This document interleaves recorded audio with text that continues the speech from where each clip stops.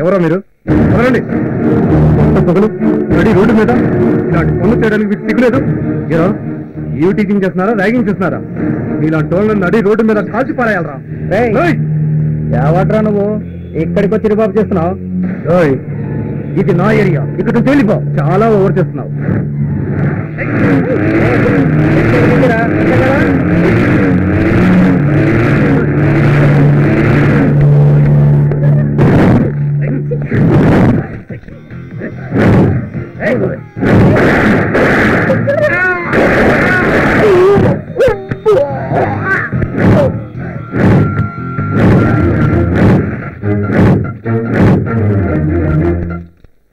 మీరు ఇలాంటి వాళ్ళకి భయపడకూడదు, ధైర్యంగా ఎదుర్కోవాలి. కాల్చి పారేయండి, నేను చూసుకుంటాను. హలో హలో ఆకాష్, నేను మండల ప్రెసిడెంట్ సత్యాన్ని మాట్లాడుతున్నాను. సత్యం చెప్పు. షార్ట్ లో ఉన్నాను, మళ్ళీ కాల్ చేస్తాను. ఓకే ఓకే, మళ్ళీ చేస్తాను.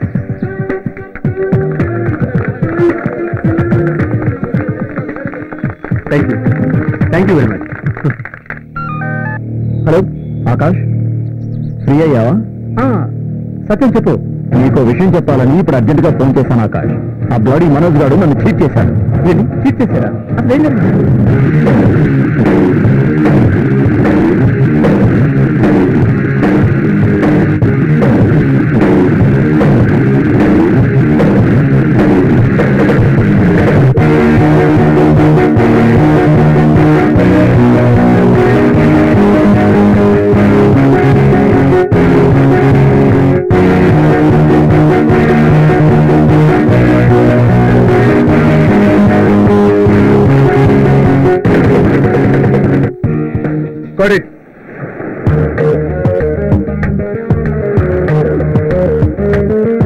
ఎక్సలెంట్, బాగా చేశారు.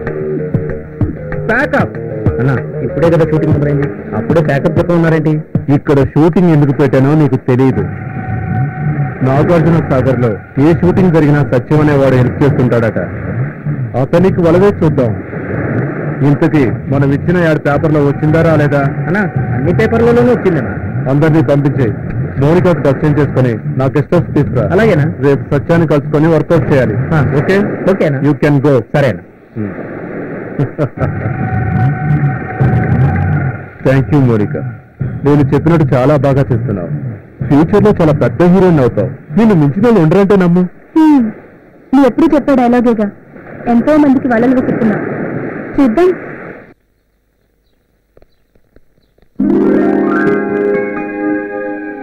హలో సత్యం గారు, గుడ్ మార్నింగ్.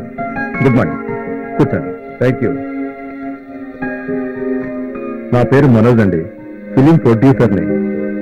నిన్న ఎత్తిపోతల దగ్గర షూటింగ్ చేశాం. రేపు నాగార్జున సాగర్ లో షూటింగ్ చేయడానికి మిమ్మల్ని పర్మిషన్ అడుగుదామని వచ్చాం. I see. తప్పకుండా మనోజ్ గారు, నా సహకారం మీకు ఎప్పుడూ ఉంటుంది.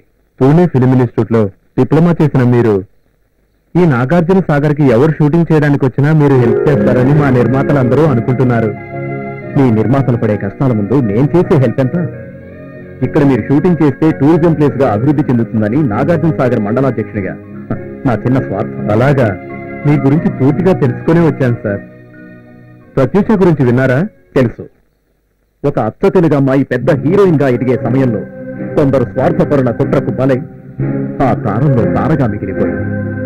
ఆమె మరణానికి కొద్ది రోజుల ముందే ఈ చేతులతో సన్మానం చేశాను. ఆమె జీవిత కథ ఆధారంగా నేను సినిమా తీస్తున్నాను. మీరు తప్పకుండా యాక్ట్ చేయాలి.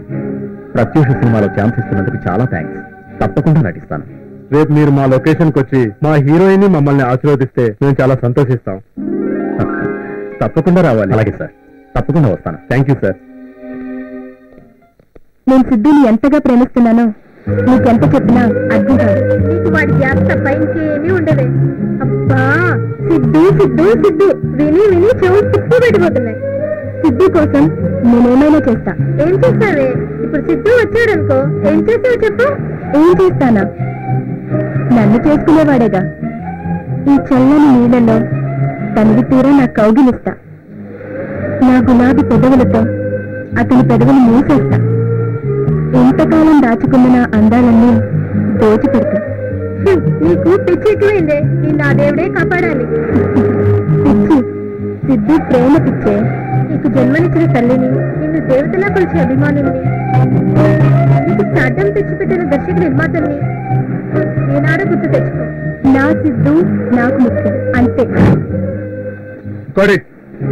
సార్, మండల ప్రెసిడెంట్ సత్యం గారు వస్తున్నారు.